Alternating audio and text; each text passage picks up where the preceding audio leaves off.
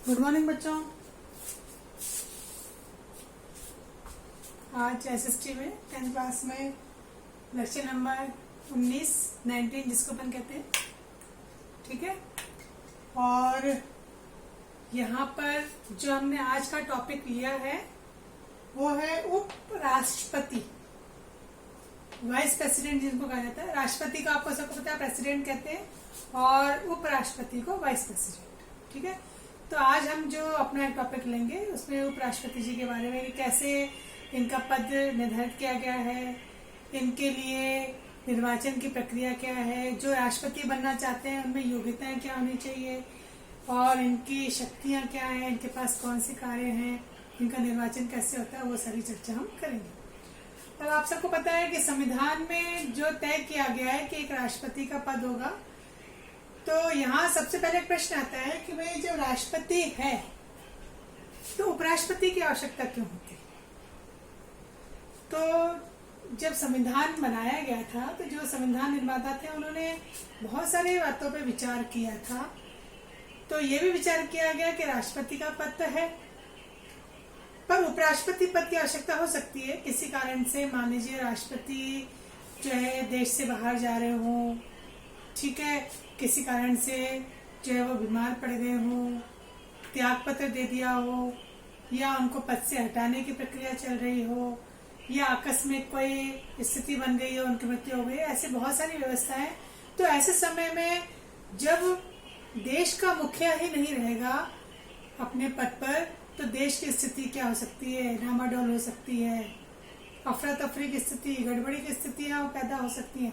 इनको रोकने के लिए संविधान निर्माताओं ने एक पद बनाया और वो पद था उपराष्ट्रपति।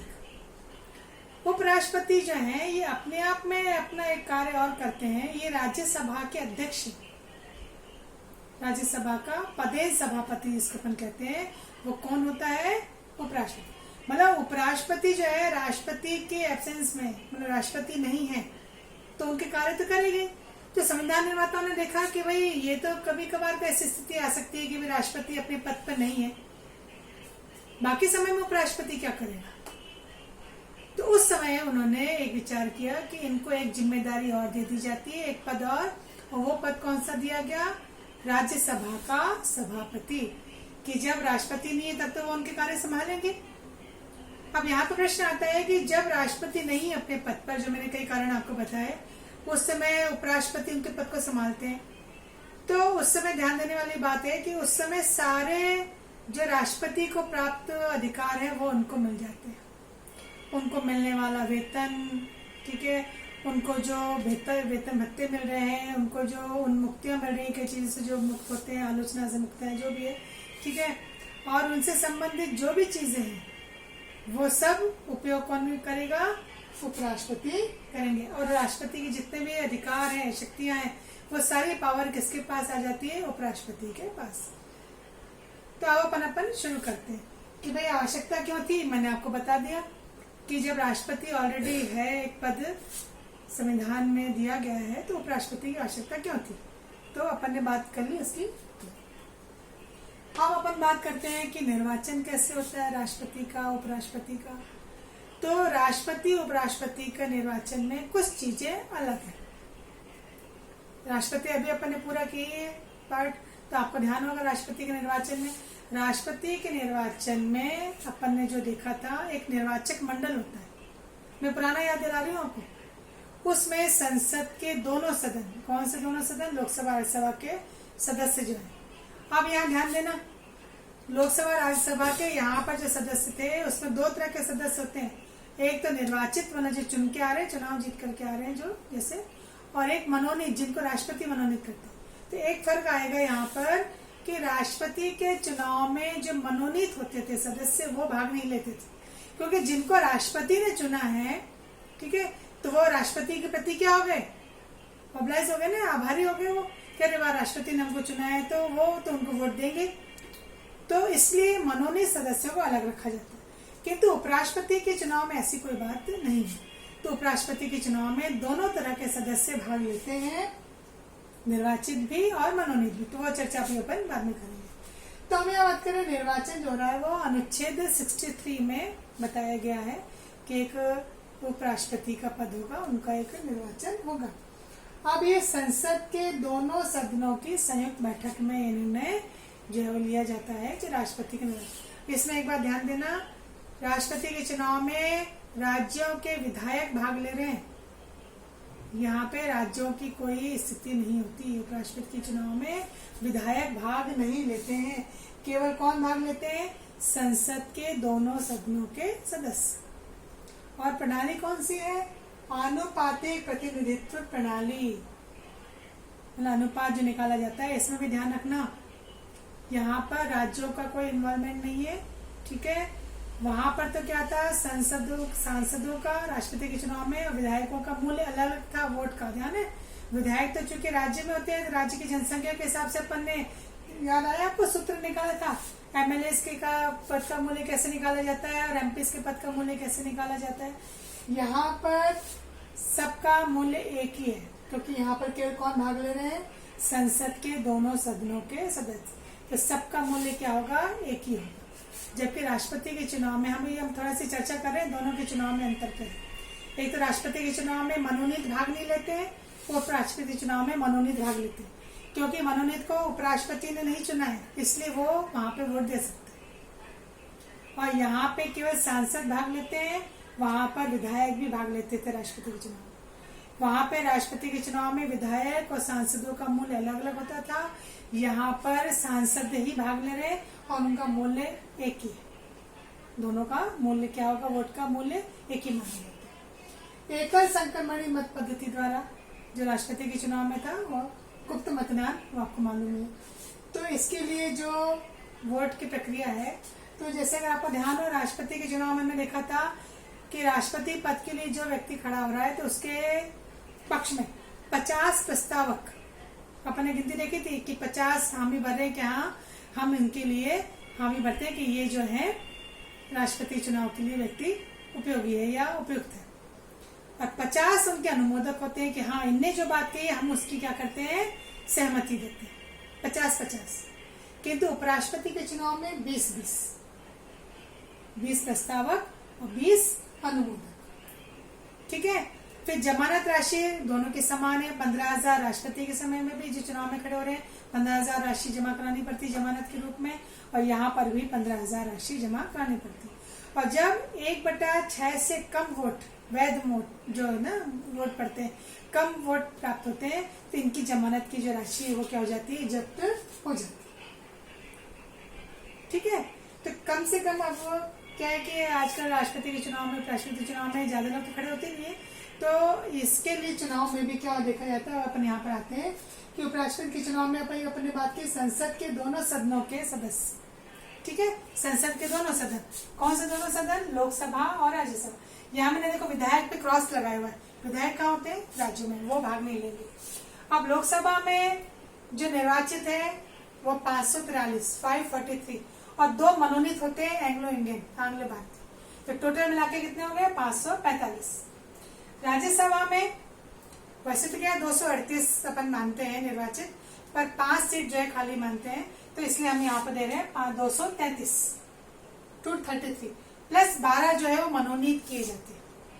मनोनीत है जो अपन ने बात की थी राष्ट्रपति के समय, खेल, पत्रकारिता, साहित्य, कला, संस्कृति, विज्ञान, सहकारिता, यहाँ से जो उपलब्धि हासिल करते हैं उनको राष्ट्रपति मनोनीत करते हैं। तो यहाँ पे संख्या हो जाती है 245। तो इन दोनों को मिलाकर के संख्या बनती है 790। तो 790 सदस्य जो है वो वोट देते हैं, सबका मूल्य एक समान होता है।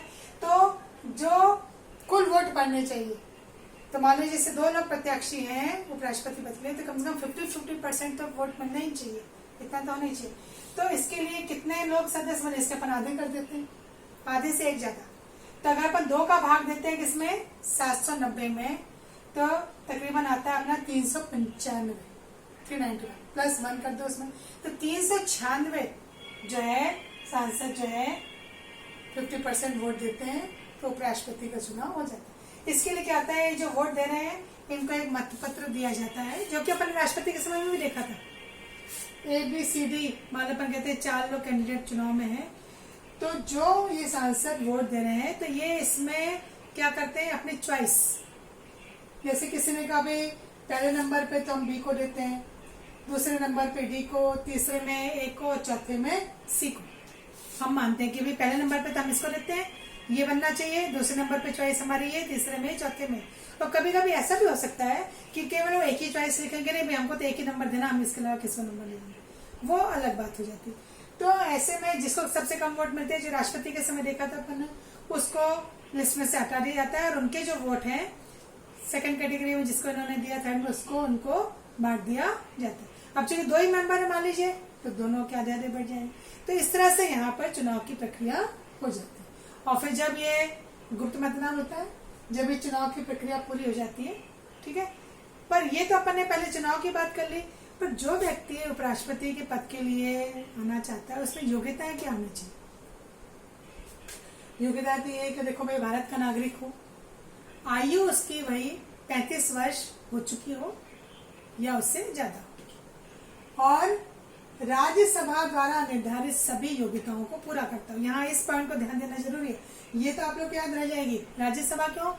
कुछ बातें मैंने आपको इसलिए शुरू में बता दी थी कि जब निर्माताओं ने, जो इन्होंने संविधान बनाया था, जब सोचा कि एक पद और होना चाहिए उपराष्ट्रपति का, तो उपराष्ट्रपति किसके लिए बनाया गया था कि भाई राष्ट्रपति नहीं, पर राष्ट्रपति के साथ तो बहुत कम ऐसी स्थिति आती है, तो बाकी समय में उपराष्ट्रपति क्या करेगा?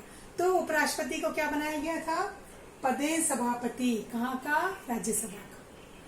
तो इसलिए उसको ये कंडीशन दी गई है कि राज्यसभा का सदस्य बनने के लिए जो योग्यताएं होनी चाहिए, वो उस व्यक्ति में होना चाहिए जो किसके लिए चुनाव लड़ रहा है? उपराष्ट्रपति का। तो राज्यसभा के द्वारा निर्धारित जो योग्यताएं हैं वो पूरी करता, और वही आपको ध्यान है, लाभ के पद पर ना हो। ये तो एक बात है, पर ये 4 कैटेगरी मैंने राष्ट्रपति के समय में समझाई थी। राष्ट्रपति, उपराष्ट्रपति, राज्यों के राज्यपाल और केंद्र और राज्य के मंत्री, इनको इस बात से मुक्ति दी गई है कि भाई ये अपने पद पर रहते हुए, जैसे है ना कि भाई लाभ का पद अगर है तो आपको छोड़ना पड़ेगा, तो ये 4 तरह के लोग अपने पद पर रहते हुए भी चुनाव लड़ सकते हैं। ठीक है। अब कार्यकाल अपन देखते हैं। 5 वर्ष का कार्यकाल है, पर पदेन सभापति है यहाँ पर, तो वो कार्यकाल वहां का 6 वर्ष का होगा, पर इनका कितना होगा? 5 वर्ष। अब ये अपने पद से अगर स्वेच्छा से त्याग पत्र दे देते हैं, मतलब उपराष्ट्रपति का पद खाली रहता है जब स्वेच्छा पूर्वक त्याग पत्र दे दें, ठीक है, या राज्यसभा अपने कुल बहुमत से, अभी अपन ने यहाँ पे बात की ना राज्यसभा की, कुल कितने हैं? वैसे तो अभी अपन ने कहा था 250, पर 5 फ्री रखे गए हैं, तो 245। तो अगर ये पूरे कुल बहुमत से, मतलब 245 सदस्य पूरे अगर प्रस्ताव पास कर देते हैं, तो उपराष्ट्रपति को अपने पद से हटना पड़ेगा। तो ये प्रस्ताव पास करके कहाँ भेजेंगे? अगर आपको ध्यान हो, हमने बात की थी कि उपराष्ट्रपति को हटाने के लिए प्रस्ताव पहले कहाँ लाया जाएगा? वो जहाँ का सदस्य है, मतलब जहाँ का सभापति है राज्यसभा में, फिर वहां से कहा जाएगा, और दोनों की सहमति चाहिए, दोनों सदनों की, तो फिर ये जाएगा लोकसभा में। पर वहां केवल एक औपचारिकता के लिए सामान्य सहमति जरूरी है। सारी जो योजना, सारी जो प्रणाली वो कहाँ पूरी जाती है? राज्यसभा में। पर इसकी सूचना कम से कम 14 दिन पहले जो है देनी आवश्यक होती है। एक बात और अलग है यहाँ पर, राष्ट्रपति को पद से हटाने के लिए अपन ने देखा था महाभियोग, ठीक है, तो उसमें कारण बताना पड़ता था, और एक कारण प्रमुख था संविधान का उल्लंघन, तो राष्ट्रपति को पद से हटाना। उपराष्ट्रपति को पद से हटाने के लिए किसी कारण की आवश्यकता नहीं होती है, अपने आप इनको हटाया जा सकता है, कोई कारण नहीं बताना, मतलब कारण बताना कोई आवश्यक नहीं होता। ये यहाँ पर इनकी जो है बातें होती है। राष्ट्रपति के लिए तो आवश्यक नहीं, संविधान का उल्लंघन किया उन्होंने, इसलिए इनको पद से हटा रहे। उपराष्ट्रपति के लिए ऐसी कोई आवश्यकता नहीं होती। और जब ये उपराष्ट्रपति राष्ट्रपति का कार्यभार संभालते हैं, तो उस स्थिति में इनको राष्ट्रपति को जो अधिकार मिलते हैं, उनको जो वेतन भत्ते मिलते हैं, उनको जो उन्मुक्तियां होती हैं, जिनकी जो शक्तियां होती हैं, सारी जो है वो मिल जाती है। जब तक कि नया राष्ट्रपति नहीं आ जाता, तब तक वो उनके कार्यभार को संभालते हैं। ठीक है। अब इनकी शक्तियां देखते हैं अपन उपराष्ट्रपति की। तो पहली शक्ति है वो राज्यसभा के क्या होते हैं? पदेन सभापति। तो सभापति है, सदस्य नहीं है, क्योंकि जब भी कोई प्रस्ताव आता है तो सदस्य अपना मतदान करते हैं किसी विधेयक को कानून बनाने में। इनको मतदान का अधिकार नहीं है, मतदान नहीं करते हैं, किंतु किसी प्रस्ताव पर अगर दोनों पक्ष के वोट बराबर आ जाते हैं, पक्ष और विपक्ष में, और टाई वाला, जैसे आपने मैच में देखा होगा टाई हो जाता है, निर्णय नहीं होता, तब वो अपना एक मत दे सकता है किसी भी पक्ष में। ठीक है, तो निर्णायक मत देने का इसको अधिकार है। और निम्न परिस्थितियों में वो राष्ट्रपति का पद संभालता है। कौन सी परिस्थितियों में? राष्ट्रपति की मृत्यु हो जाए, राष्ट्रपति त्याग पत्र दे दे, राष्ट्रपति के ऊपर महाभियोग की प्रक्रिया चल रही हो, ठीक है, उनका स्थान खाली हो गया हो, ठीक है, वो बीमार हो, अवकाश लिया हो उन्होंने, ठीक है, या वो कहीं विदेश यात्रा पर गए हुए हों, ऐसी स्थिति में उपराष्ट्रपति उनका कार्य संभालता है। तो ये बच्चों आज अपन ने चर्चा की किसके ऊपर? उपराष्ट्रपति के पद के ऊपर की क्या क्या व्यवस्था है, तो कैसे इनमें योग्यताएं चाहिए और क्या क्या परिस्थितियां हैं, कैसे चुनाव होते हैं इनके, ठीक है, कार्यकाल क्या है, और किस प्रकार से वो राष्ट्रपति के पद को संभालते हुए अपनी एक जिम्मेदारी और पूर्ण करते हैं। वो कौन सी जिम्मेदारी है? राज्यसभा के सभापति की। ठीक है, तो उपराष्ट्रपति अपने पद पर रहते हुए पदेय सभापति भी कहलाते हैं। यहाँ पे अपनी ये चर्चा पूरी हुई, और हमेशा की तरह जैसे कि अपन करते हैं, ऑडियो में आपको बता दिया जाएगा उपराष्ट्रपति के बारे में आपको क्या लिखना है, तो इसको आप ध्यान से देख लें। ठीक है बच्चों।